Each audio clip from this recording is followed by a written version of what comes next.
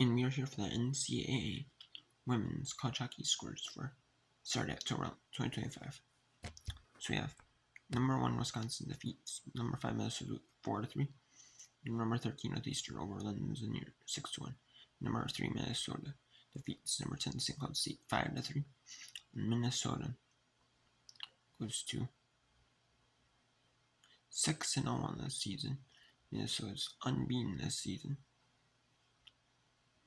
And they have 4 ranked wins. They have 2 over Boston University.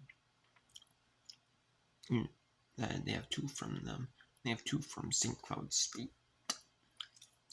So they're showing why early on their national championship contenders. Early on. Number 6 Penn State 7-0 over Delaware. Merrimack 3-1 over Lindenwood. Sacred Heart 6-2 over Franklin Pierce. And they dominated Boston College in their 2 matches. In their 2 games against them. Boston College 5-1 over Providence.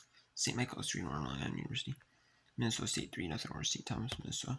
Number 7 Quinnipiac 5-1 over Syracuse. Ohio State 2-1 over Bemidji State. Staines 3-1 over Stone. New Hampshire 3-1 over Union. Vermont upsets number 12 St. Lawrence 2-1 in overtime. Number Colgate 4-3 over Boston University. Post Assumption College they tie at 1-1. And RIT 5-1 over Rommers. And right in college hockey, they don't do like the professional like you see in the pros like NHL, PWHL, women's hockey leagues.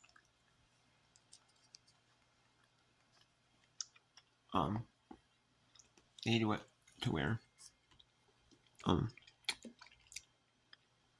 like they do it in the professional leagues where if after overtime in the regular season they do a 5-minute overtime and then they shoot out determine this point things is 2 points for the winner of the shoot, and for the loser of the shoot gets the extra point.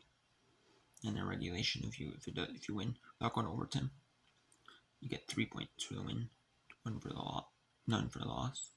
And then same for overtime. It's the same as like if you win by going on overtime, you get 2 for the win, 1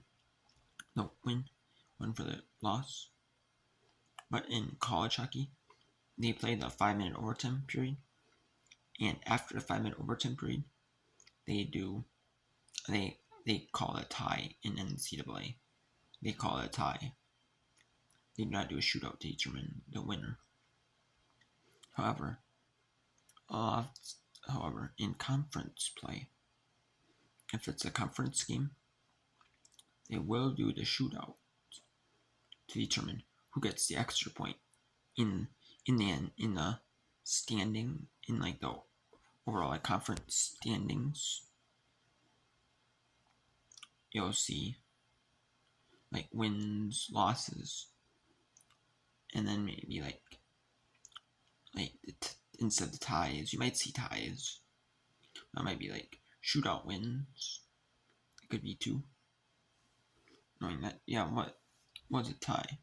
Or shoot, but you probably have just wins, losses, ties in there.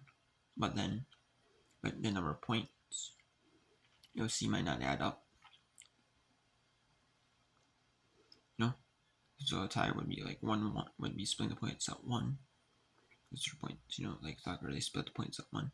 And there's a shootout, determines the extra point. So you won't see who win the shootout or not in like the standings at the end of the year. But if you kind of figure it out, you can kind of figure out, this team like won 2 shootouts. This team won a shootout, 1 shootout, so they get the extra point. That in conference play, that's usually what happens.